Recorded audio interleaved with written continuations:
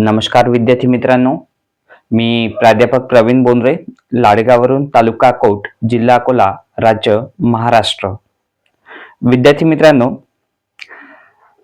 माझं यूट्यूबला professor Pravin Bondre motivational speaker या नावानं चॅनल आहे आणि त्या चॅनलवरती मी आजपर्यंत विविध विषयांवरती व्हिडिओज अपलोड केलेले आहेत आणि या माध्यमातून मी आपल्यापर्यंत पोहोचलेला आहोत.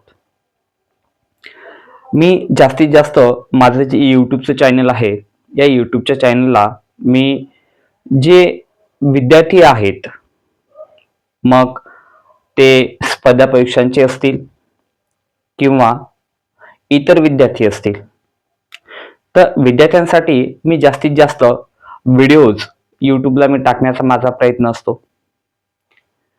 कारण माझं एक उद्दिष्ट आहे की आपण जे आहे,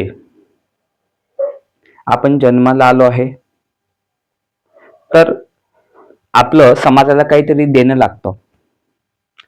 त्यामुळे मग आपल्याकडे देण्यासारखं काय आहे, तर त्यामध्ये आपल्याकडे जास्तीत जास्त नॉलेज आहे. मग त्यामुळे मी माझं जे नॉलेज आहे हे इतरांना मी देण्याचा प्रयत्न करत असतो. आणि आता काय झालं की आता जमाना बदलला. 4 भिंतींच्या शाळेमध्ये आपण शिकवायचं आणि मगच विद्यार्थी शिकतील, आता असं राहिलेलं नाही आहे. आता डिजिटल एज्युकेशन आलेलं आहे. आता मी जे काही शिकवतो, मी जे काही व्हिडिओज टाकतोय, तर हे सगळे मी डिजिटल प्लॅटफॉर्मवरून मी सगळे व्हिडिओज यूट्यूबला मी टाकत आहे. मी माझी शिकवण्याची पद्धत मी चेंज केलेली आहे. कारण जमाना जसा जसा बदलतो तसं तसं आपण बदललं पाहिजे. तर विद्यार्थी मित्रांनो, तर मी सुद्धा तुम्हाला काहीतरी विशेष गोष्ट आज मी सांगणार आहे. आपल्यामध्ये सुद्धा काहीतरी विशेष बदल झाला पाहिजे. विद्यार्थी मित्रांनो, तुम्ही एक गोष्ट लक्षात घ्या. तुम्ही वर्षभर अभ्यास करता. वर्षभर अभ्यास केल्यानंतर मग तुमचा संपूर्ण जो अभ्यास आहे, तर हा अभ्यास फक्त शेवटच्या 3 तासाच्या त्या परीक्षेवरती येऊन पोहोचतो. जो परीक्षेमध्ये पेपर असतो, पेपर हा 3 तासाचा राहतो. त्या 3 तासावरती संपूर्ण वर्षभराचा जो अभ्यास आहे तो येऊन पोहोचतो आणि त्या 3 तासामध्ये तुम्हाला सगळा जो अभ्यास आहे त्याच्यावर आधारित तो पेपर तुम्हाला लिहायचा असतो. मग आता हा पेपर लिहिल्यानंतर मग तो पेपर चेक होणार आहे. असे तुम्ही जवळपास खूप सगळे विषय शिकता प्रत्येक वर्गाला आणि संपूर्ण विषयाचे पेपर चेक झाल्यानंतर मग कधीतरी तुमचा रिझल्ट लागतो आणि रिझल्टमध्ये मग काही जे विद्यार्थी आहेत हे फेल होतात, काही विद्यार्थी पास होतात. तर विद्यार्थी मित्रांनो, मला हे सांगायचं आहे की हे जे चक्र आहे, पास होणे आणि फेल होणे, हे चालतच राहणार आहे. जे विद्यार्थी फेल होतात त्या विद्यार्थ्यांनी बिलकुल नाराज व्हायचं नाही. कारण विद्यार्थी मित्रांनो, तुम्हाला सांगतोय, फेल मीन्स काय आहे, फर्स्ट अटेम्प्ट इन लर्निंग, असा त्याचा अर्थ आपण घेऊ शकतो. म्हणजे ही एक शिकण्याची पहिली पायरी आहे. जर आपण कुठेतरी फेल झालो असू, अपयश आपल्याला आलेलं असेल, तर आपण तिथून एक नवी सुरुवात आपण करायची. काहीतरी आपण नवीन शिकण्याचा आपण प्रयत्न करायचा. आपण खचून जायचं नाही. विद्यार्थी मित्रांनो, तुम्हाला सांगतो आहे की आता सगळेच विद्यार्थी काय होतात की वर्षभर स्कूलमध्ये शिकतात, टीचर्स त्यांना शिकवतात. मग आता टीचर जे आहेत हे कोणत्याच विद्यार्थ्यासोबत कधीच भेदभाव करत नाहीत. सर्व विद्यार्थ्यांना सारखं शिकवतात. प्रत्येक स्कूलमध्ये कोणताच टीचर कोणत्याच विद्यार्थ्याच्या कानात जाऊन शिकवत नाही. म्हणजे जो टीचर असतो त्या टीचरचा कोणताच विद्यार्थी जवळचा नसतो आणि कोणताच विद्यार्थी दूरचा नसतो. त्या टीचरसाठी सगळे विद्यार्थी सारखे असतात. पण विद्यार्थी मित्रांनो, मग फक्त परीक्षेमध्ये जेव्हा परीक्षा दिली जाते, जेव्हा रिझल्ट येतो, तर एकाच विद्यार्थ्याचा पहिला नंबर येतो आणि इतरांचा मात्र येत नाही. असं का? कारण जेव्हा आपण शिकतो त्यावेळेला टीचर तर सर्वांना सारखं शिकवत आहेत. टीचर कोणामध्ये भेदभाव करत नाही आहेत. मग असं का की जर जवळपास समजा 100 विद्यार्थ्यांचा क्लास असेल, तर त्या 100 विद्यार्थ्यांमधून फक्त एकच विद्यार्थ्याचा पहिला नंबर जर येत असेल, तर असं का? याचा कधी आपण विचार केला का? त्याचं कारण असं असतं की आपण जेव्हा शिक्षक आपल्याला वर्गात शिकवतात त्यावेळेला त्यांच्या शिकवण्याकडे आपलं बिलकुलच लक्ष नसते. आपण फक्त बॉडीने, फक्त शरीराने आपण त्या वर्गामध्ये बसलेलो असतो. मनाने आपण इतरत्र फिरत असतो किंवा इतरत्र आपली मनाने भटकंती चालू असते. त्यामुळे विद्यार्थी मित्रांनो, हे असं होतं. म्हणून जर पहिला नंबर मिळवायचा असेल, पहिल्या नंबरसाठी प्रत्येकाला जर कॉम्पिटिशन करायची असेल, तर प्रत्येकानं वर्गामध्ये काय केलं पाहिजे? शरीराने आणि त्यासोबतच 100% मनाने पण वर्गामध्ये उपस्थिती दर्शवली पाहिजे. जे शिक्षक शिकवतात त्याच्याकडे विशेष लक्ष दिलं पाहिजे. विद्यार्थी मित्रांनो, जर आपण असं केलं तर त्याचा जो परिणाम आहे हा अतिशय सकारात्मक परिणाम तुम्हाला दिसून येणार आहे आणि परीक्षेमध्ये सगळ्यांना जवळपास खूप चांगले मार्क्स तुम्हाला मिळतील आणि पहिल्या नंबरसाठी एक टफ कॉम्पिटिशन त्या स्कूलमध्ये राहणार आहे.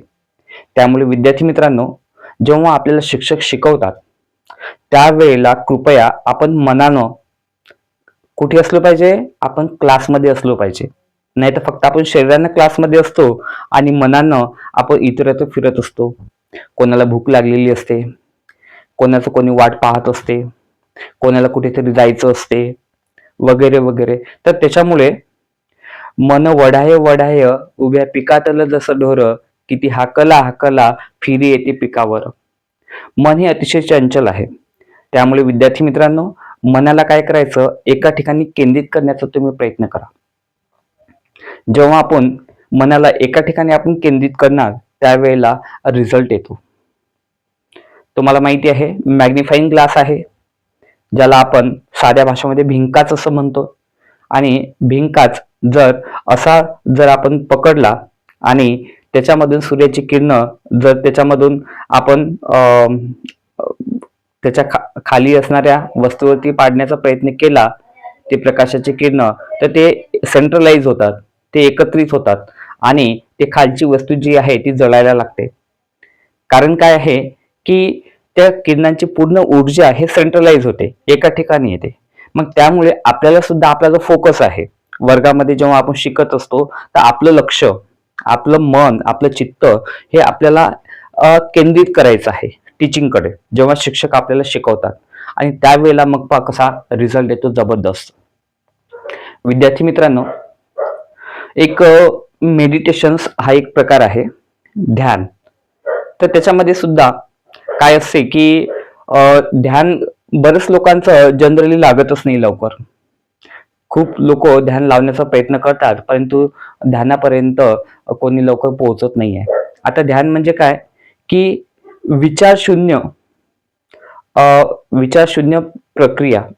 म्हणजे काय होते की मनामध्ये कुठल्याच प्रकारचे विचार आले पाहिजेत नाही, तर या स्थितीला आपल्याला पोहोचायचं असते. मग याच्यामध्ये आपण काय करायचं की मनामध्ये कुठल्याच प्रकारचे विचार आले नाहीत पाहिजेत असा आपण प्रयत्न करायचा. आणि त्यावेळेला जर मनामध्ये कुठल्याच प्रकारचे विचार येत नसते, तर त्यावेळेला आपलं ध्यान लागलं असं समजलं पाहिजे. आता हे झालं ध्यान. म्हणजे ध्यानामध्ये बसतो आपण, तर एक पर्टिक्युलर हा प्रकार आहे.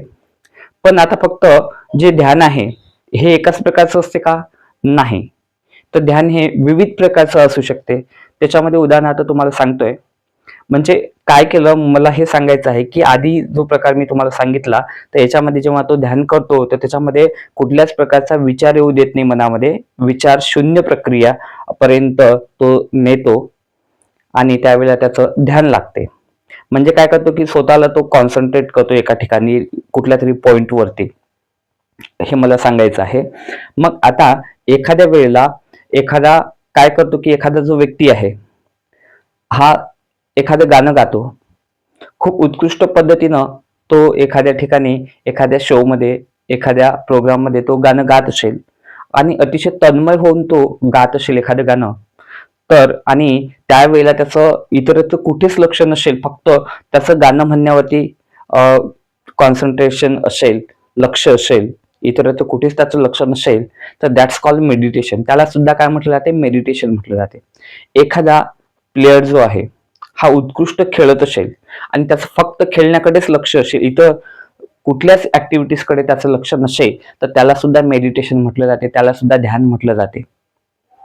एखादा व्यक्ती जेवण करत असेल आणि जेवणामध्ये खूप छान पदार्थ असतील आणि तो जेवण करत असताना पदार्थ चांगले असल्यामुळे त्याचं फक्त 100% जेवणाकडेच लक्ष असेल, तर दॅट्स कॉल्ड मेडिटेशन, त्याला सुद्धा मेडिटेशन म्हटलं जाते. मग त्यामुळे विद्यार्थी मित्रांनो, जेव्हा आपण अभ्यास करतो तर अभ्यासामध्ये सुद्धा आपण जर एकाग्र होऊन जर आपण अभ्यास केला तर त्याला सुद्धा एक प्रकारचं मेडिटेशन म्हटलं जाणार आहे, त्याला पण एक प्रकारचं ध्यान म्हटलं जाणार आहे. त्यामुळे आपण अभ्यासामध्ये आपण ध्यान लावलं पाहिजे. म्हणजे अभ्यासामध्ये मला हे सांगायचं आहे की आपण आपलं जे चित्त आहे, आपलं जे मन आहे, एकाग्र केलं पाहिजे. एकाग्र मनाने तुम्ही अभ्यास केला, तुमची संपूर्ण ऊर्जा जी आहे तुम्ही एकत्रित केली आणि ऊर्जा एकत्रित करून तुम्ही पूर्ण कॉन्सन्ट्रेशननी, पूर्ण फोकसनी जर तुम्ही अभ्यास केला किंवा वर्गामध्ये तुम्ही शिक्षकांच्या शिकवण्याकडे लक्ष दिलं, तर त्याचे जे रिझल्ट आहेत हे एकदम युनिक रिझल्ट तुम्हाला मिळणार आहे, अद्वितीय रिझल्ट तुम्हाला मिळणार आहे.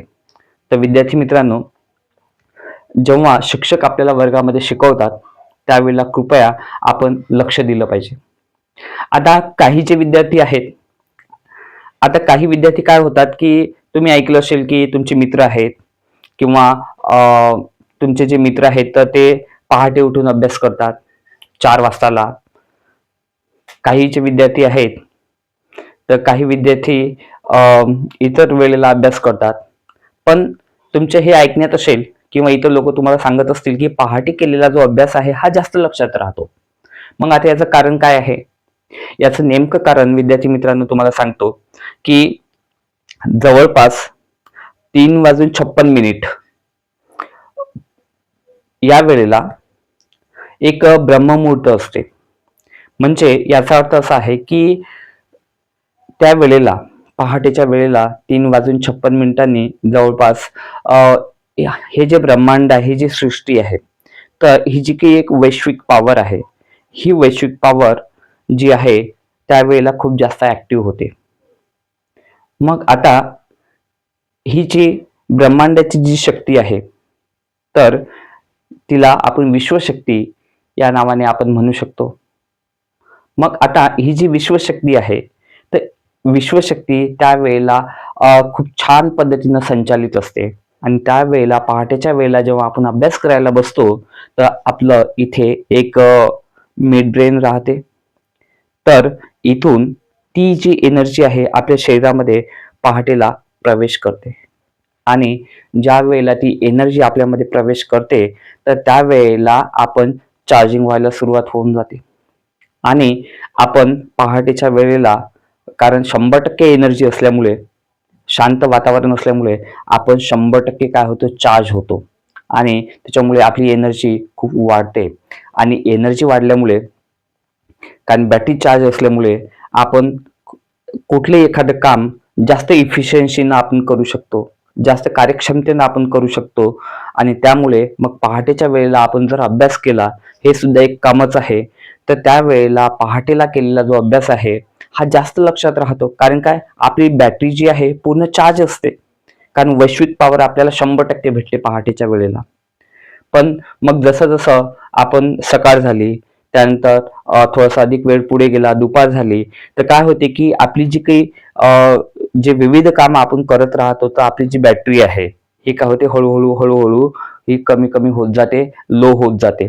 बॅटरी बॅटरी आपली उतरत जाते, आपली चार्जिंग जी आहे ही उतरत जाते. म्हणजे आपली जे आपण जो संचय केलेला असतो वैश्विक पॉवरचा, विश्वशक्तीचा, तो हळूहळू काय होतो, जसा जसा दिवस पुढे सरकतो ती कमी होत जाते. आणि त्यावेळेला मग इतर इतर वेळेला जेव्हा आपण अभ्यासाला बसतो, त्यावेळेला आपल्याच्यानं जो अभ्यास केलेला असतो तो जास्त लक्षात राहत नाही. हे सुद्धा त्याचं एक कारण आहे. कारण आपली जी बॅटरी आहे, आपलं जे शरीर आहे, हे त्यावेळेला फुल चार्ज नसते. तर त्यामुळे विद्यार्थी मित्रांनो, जर तुम्हाला शक्य झालं तर तुम्ही पहाटेच्या वेळेला अभ्यास करायला तुम्ही शिका. पहाटेच्या वेळेला केलेला जो अभ्यास आहे हा जास्तीत जास्त लक्षात राहतो. आणि परीक्षेमध्ये जास्तीत जास्त गुण मिळवण्याचा जो फॉर्म्युला आहे, तर तुम्ही अभ्यासाचं नियोजन करा.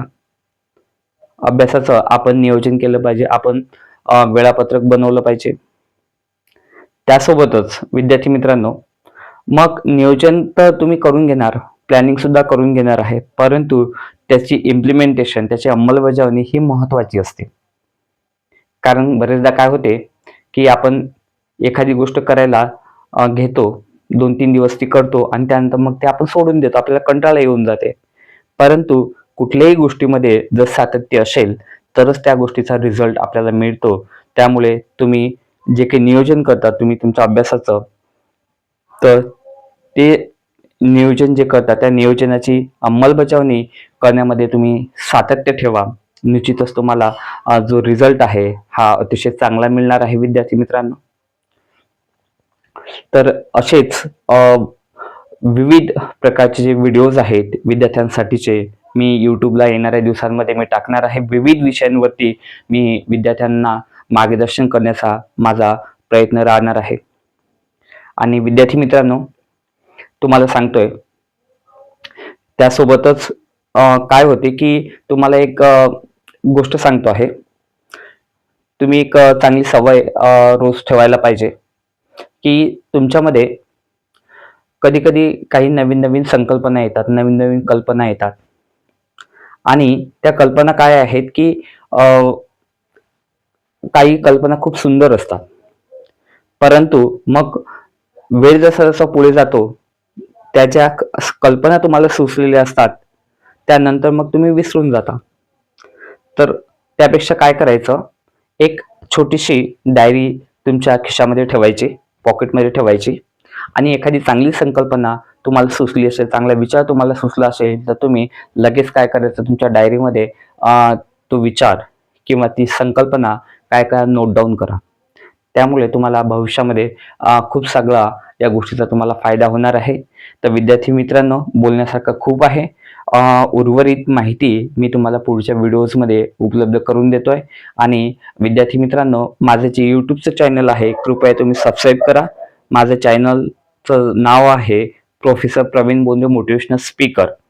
आणि या चॅनलला तुम्ही सबस्क्राईब करायचं आणि तुमचे मित्र मैत्रिणी जे असतील तर त्यांना सुद्धा सांगा हे चॅनल सबस्क्राईब करायला. इतर विद्यार्थ्यांचा सुद्धा खूप सगळा फायदा या चॅनलच्या माध्यमातून होणार आहे. येणाऱ्या दिवसात मी खूप सगळे गणिताचे व्हिडिओ सुद्धा या यूट्यूबच्या चॅनलवरती मी टाकणार आहे माझ्या.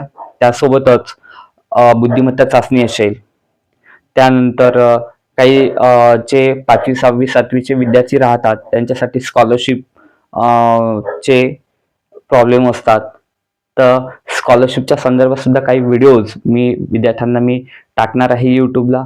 तर खूप सगळे विषय माझ्याकडे शिकवण्यासाठी आहेत. हळूहळू मी एक एक विषय हँडल करत करत मी व्हिडिओज बनवत जातो आणि यूट्यूबला अपलोड करत जातो. तर याचा तुम्हाला भविष्यात भरपूर फायदा होणार आहे. त्यामुळे तुम्ही निश्चितच माझं यूट्यूबचं चॅनल तुम्ही सबस्क्राईब करा.